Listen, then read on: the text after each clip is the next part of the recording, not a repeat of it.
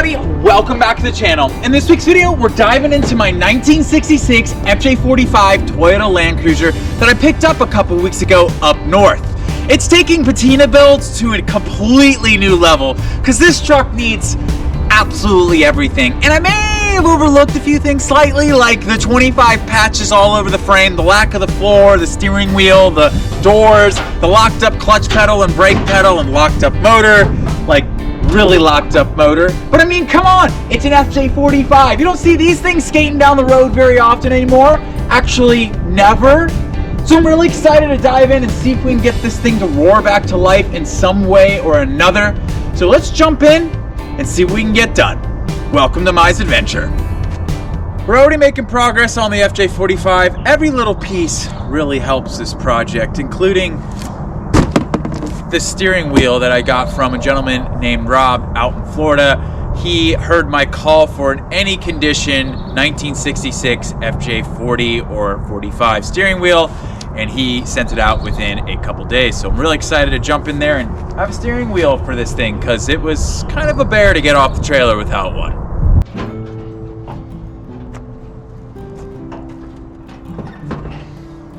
Well, we're about to dive into what I'm calling the giant mistake, mainly being that the motor is completely locked up. It doesn't want to move at all at the crank. It looks like the other pulleys are moving. The radiator's been disconnected. It did have coolant coming out of it, so that's a relief. Revealing on the dipstick, there is oil in the motor, and it doesn't look like there's any water on the dipstick, so that's a good sign. The one thing that is concerning is that the valve cover nuts are loose all the way to the top, and the valve cover doesn't want to pop off. So that might lead me to think that there might be water down there in some capacity, so I'm a little worried to pop that thing off. If we can get this thing to loosen up, I'll feel a whole lot better about this project, because that means there may be a little squeaker of light at the end of the tunnel for this thing. We got a wrench on it, and she is not going to come free here. Not good.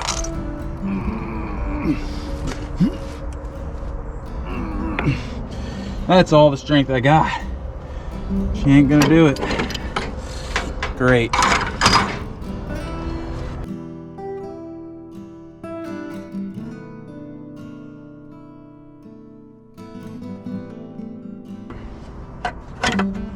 Oh, not what you like to see. That's not good. Well, that might be our problem right there. Rust all up in the valve train.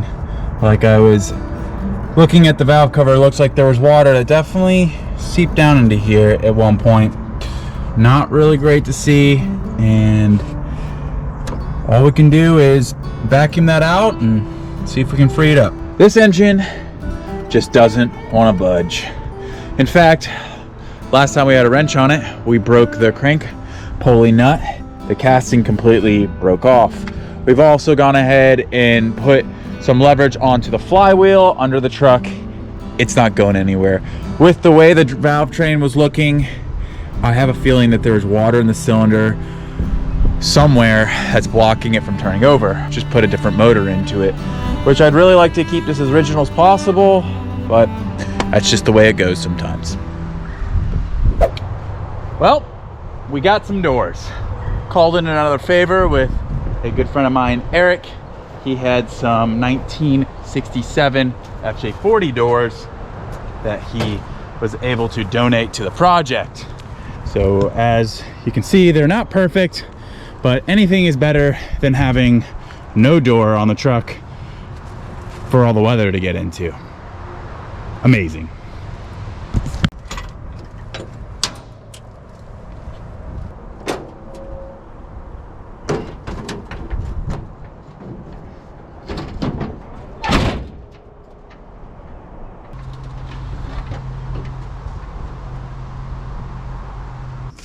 We're sitting in front of another F motor that we've had sitting in storage for quite some time. Quite frankly, I forgot I had it. I thinking this might be the best move for the FJ45, as I've tried absolutely everything to get that thing unlocked. So we're gonna go ahead and get the compression numbers on this motor. We already slapped a bell housing flywheel on temporarily with starter, so we can go ahead and do that. We went ahead and did number 1. That's looking like it's got 100 in that one hole. We're gonna do all 6 and see where we're at. But I have a feeling that this might be the best candidate for making that truck go down the road again.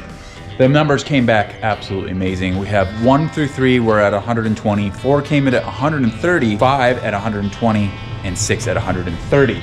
So pretty even across the board. I would say that this motor is relatively healthy. Who knows how long it's been out of service. The only thing is that this being an F motor, it's gonna be slightly different than the 135 that is in that FJ45. So we gotta figure out how compatible it's gonna be, what kind of modifications we're gonna wanna have to do. This is probably our best candidate at this point, unless we find another F135.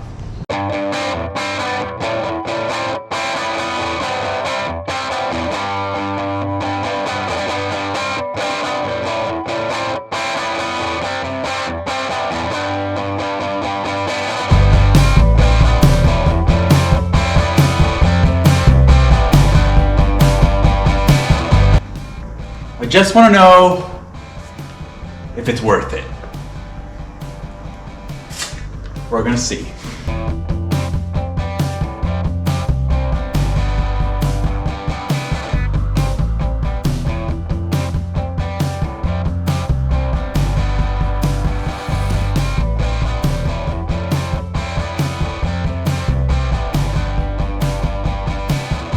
Well, the engine pick only means one thing, and that is we are just about ready to pull this thing out.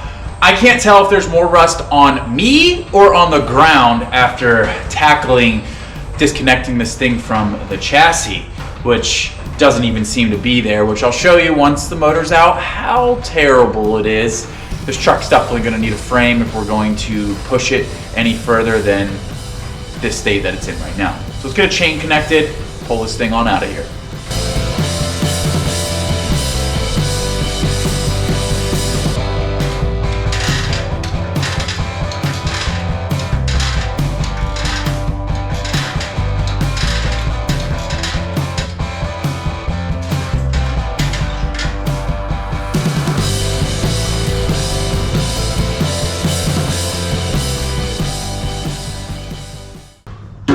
Well, that was something special. I'm not gonna say that I'm a pro when it comes to pulling motors out of FJ40s or FJ45s, but that was extremely difficult. The biggest problem that I had pulling that motor out is it had all of the linkage for the column shift, which I was not familiar with. I've never messed with anything that old before for one of these old Landcruisers. So all that stuff kept on running into different things, and it just made pulling out the entire motor and transmission out of this thing very difficult, because I wanted to hit absolutely everything along the way with it. With that being said, we have an engine bay that looks like it's already been to World War. I mean, everything is broken to engine mounts that were just falling to pieces as we were pulling things out. The transmission mounts are basically gone. They broke when we went to go ahead and break those free to get the transmission gears away from the frame. The frame is absolutely trashed. We're gonna dive under there here in a second and I'll show you what I mean. Kind of a hodgepodge of just kept on fixing it until you couldn't fix it anymore. That's the frame. Just basically peeling away from the rest of the frame, and it's doing that on both sides. It's so terrible back here. Everywhere there is a patch on this thing. I mean, this thing has been through the ringer. I can't believe that it is actually still in one piece and not folded in half, with the frame being this bad.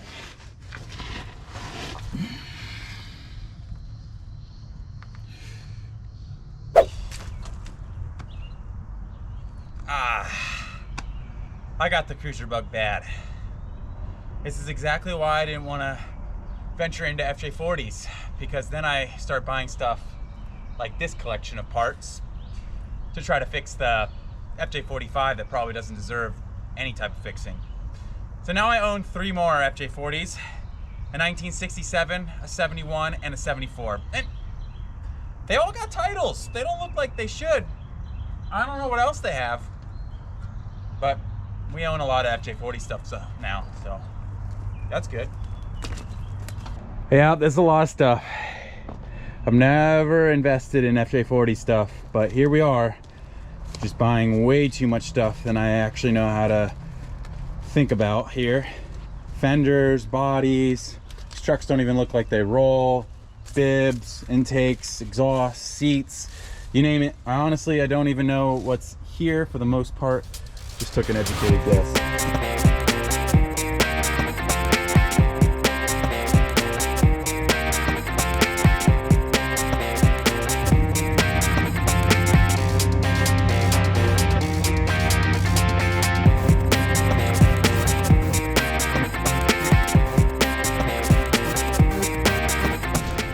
That FJ40 find basically boiled down to a handful of things that we need for the FJ45 project. A lot of this stuff isn't in the greatest shape, like these mirrors and these visors, but are things that I definitely need for this project. One thing that we found in a bucket deep down in pine needles is the horn cap here, which I was missing originally, so that was a huge score. Again, not really that great of condition, but that's not what we're going for on this vehicle. I just want to get it running, driving, and if you've seen my CJ5 video, I want to have it to have that same vibe, as it's mechanically sound and going down the road, but she ain't perfect and can be used.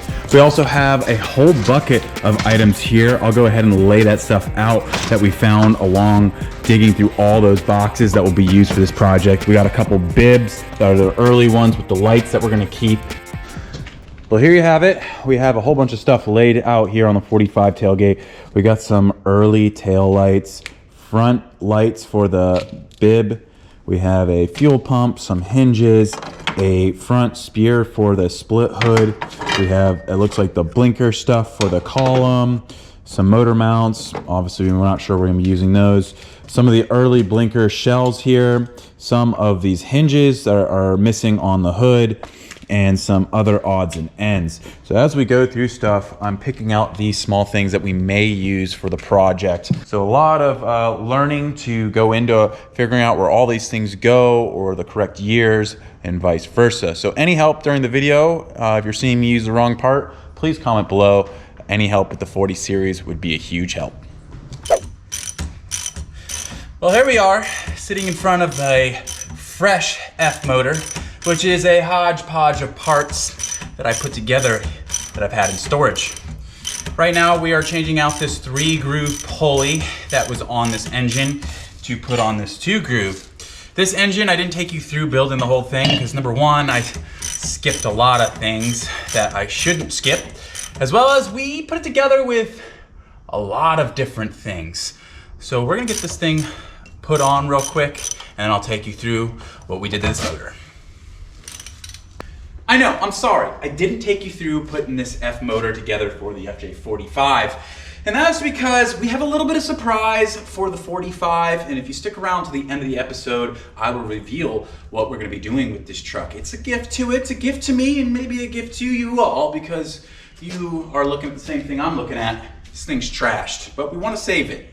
What we have here is an F block with a 2F head bolted onto it with a 2F intake and exhaust manifold from overseas. We got a FJ60 crank pulley. We have some water hoses from an FJ62 3FE motor. We have a water pump from another F motor, a thermostat housing from another motor that we had around, a FJ60 starter, the regular 3-speed bell housing with the clutch master on this side instead of that side. But overall, it's just a hodgepodge of parts and gaskets that we had hanging around. Didn't want to show you the wrong way to do things because some people have told me you are referencing these videos in order to get your own projects done. So we just want to get this thing running so we can reveal the surprise at the end of the episode. So let's get this thing slapped in the truck and pray that doesn't take too long.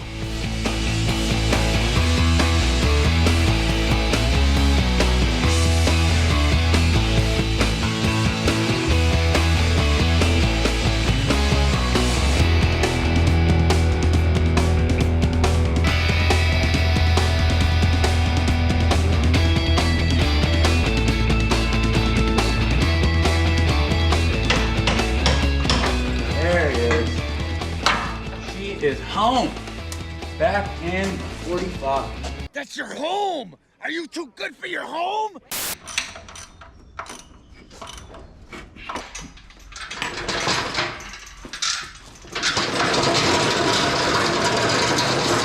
Well, as you can see, we got this motor all bolted into this old Landcruiser. It's never an easy process for some reason. Don't ask me why, it's a war every time. But we have a small list here of everything we need to do to get this thing to start and potentially just put around the yard, including putting in an early 4-speed FJ40 transmission and transfer case, getting the radiator and radiator hoses all on here, carburetor linkage, battery hold down, distributor, all of the wiring to the distributor, heater line hoses, clutch and clutch line, oil. That will give us the ability to put around.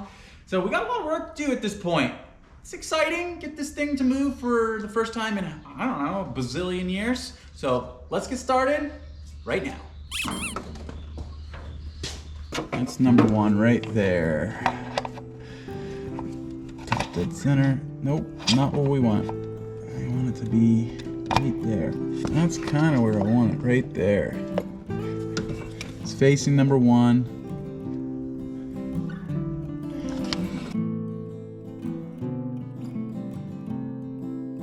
We got our coil all hooked up. We're doing some test light stuff. We've gone ahead and found out that this line here is our key powered. Went ahead and labeled it with black tape, which is hilarious because you can barely see it. This line here that's coming off would have gone to a solenoid on the starter. So this is what energizes the entire truck. So we have that just off to an alligator clip here. We're gonna go ahead and test for spark on all this stuff before we start making some hard lines. Looks like a spaghetti mess in there, but there is some madness to all of this. So let's go ahead, turn it over and see if we can get some spark. We had to go ahead and sand our points down here. I actually used some grip tape from an old skateboard because it's sticky and you could stick it to a screwdriver. We were able to clean that up. And if you can see here, we're gonna go ahead and turn it over, getting spark down. I don't know if you'll be able to see it, but we are getting some healthy spark there. Let's see if we can put the cap back on and get spark up to our spark plug. We got spark up to our spark plug, which is great. And that is great news. Put some oil in this thing, carburetor, which I'll turn over. This carburetor was on one of my old FJ45s, actually the red and white one that we did the 3FE swap with.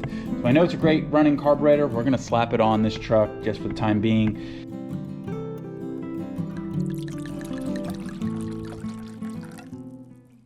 Well, this is as crude as it gets. We got all these alligator clip wires holding the distributor into the motor. We have a random carburetor, no cooling system, exhaust, transmission.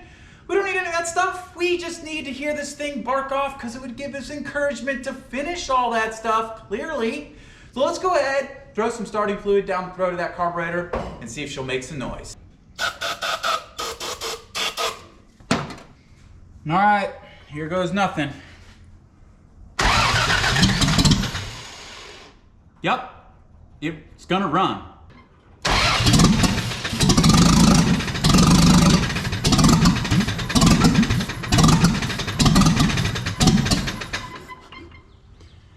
There you have it. We have a runner. That gives me so much hope for this truck. Holy smokes, yes!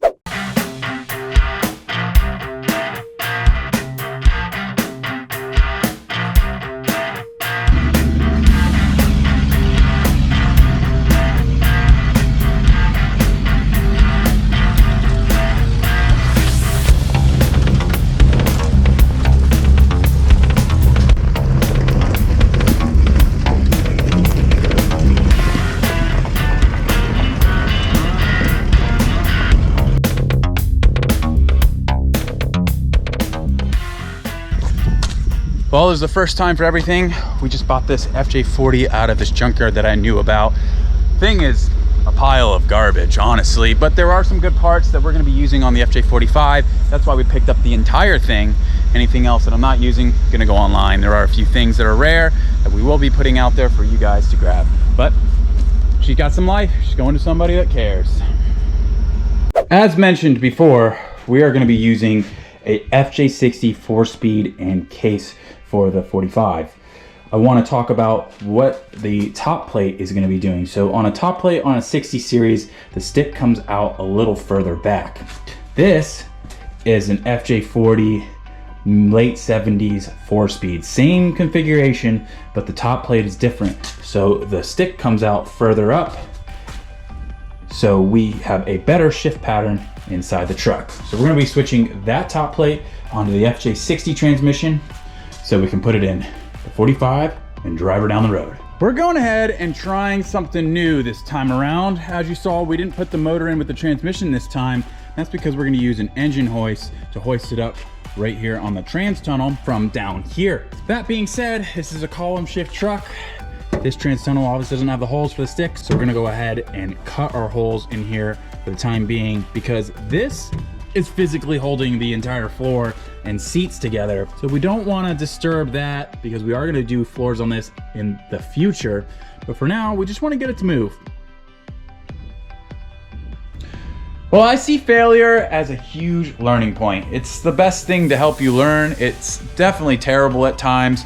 Like in this case, I've spent a couple hours trying to get this 4-speed transmission into the FJ45, and it's basically in there. I mean, it's inches from going into the input shaft, but it's butting up to the bell housing. Come to find out, we used the wrong bell housing on the motor, which means we can't use the 4-speed in the truck right now. So we're gonna have to use a 3-speed, either go back to the column shift or find a floor shift one. I might have one in storage somewhere, but that's a huge mistake, huge learning point. We got to bring this whole transmission back out, but we are gonna get it going down the road here soon. To highlight what I mean on the bell housing, this is a 3-speed bell housing for the transmission. You can see that the pattern's a little different, and this is what the pattern for the 4-speed would be. Totally different. Gosh, I just wish I would have thought about that before we went through all the trouble to get that trans in there. Well, that FJ45 project has really gone off the rails. We just picked up this 1978 FJ40 frame, which is falling apart, and it's probably wondering why the heck you would even invest in something like this. Well, it's got very important components for the build that we're doing on the 45, and that is the 78 disc brake front end, which is going to go on that 45 once it's all put back together to keep it a little safer. You know, we need to be able to stop going down the road. We also got the correct 4-speed with the drum brake and the advanced adapter bracket there, which is a telltale sign of what may be coming for this truck in the near future. The rabbit hole is getting large and vast. This is becoming absolutely an insane build. Since screwing up on the 3-speed transmission and bell housing, which we now have installed on the floor, we went ahead and put a clutch together with the most random parts possible. I believe this is a 55 master cylinder, a brake line from a 60 series, and we went ahead and put the slave on this side of the bell housing, which is a 60 series slave. Cleaned up that wiring. We switched the A's into a Weber carburetor that I had, which is in way better condition. So let's go ahead and turn the key and see if she makes some noise and maybe idles or something.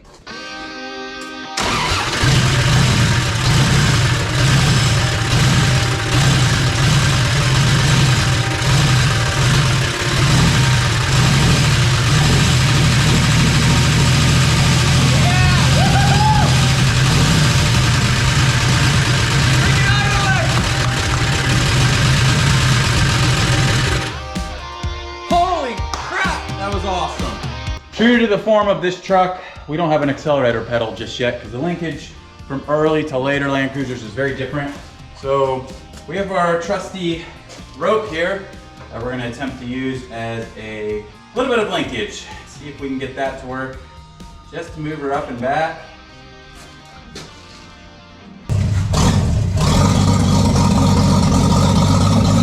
This 1966 FJ45 is about to move for the first time in probably 100 years. She has no business doing so. We put the engine together with junkyard parts that we found throughout the building here. She has no brakes, a shoestring accelerator pedal, no cooling system. The steering wheel isn't held on by anything. But we're still gonna try to drive this thing on out of here because I absolutely just want to drive it.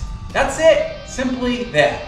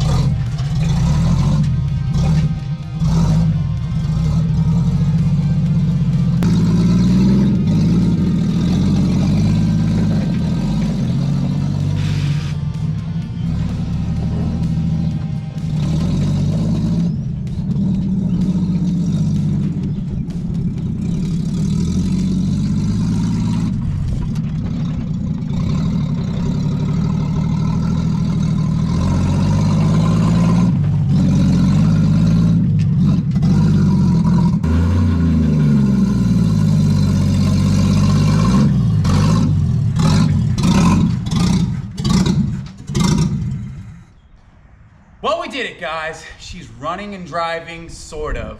Just kind of how you would expect a junkyard car to run, but I'm super excited that she's back on the road in huge quotes.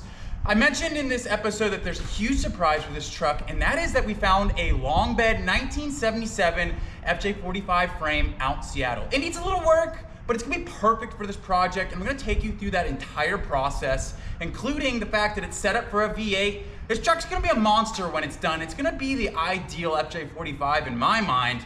So we have a ton of work to do on this thing. If you wanna stay up to date with these episodes, feel free to subscribe, like, and share these videos, as it really helps keep me motivated to keep on putting these things back on the road. That's gonna be the conclusion of this episode. Hope you enjoyed it, and we'll see you on the next one. Woohoo!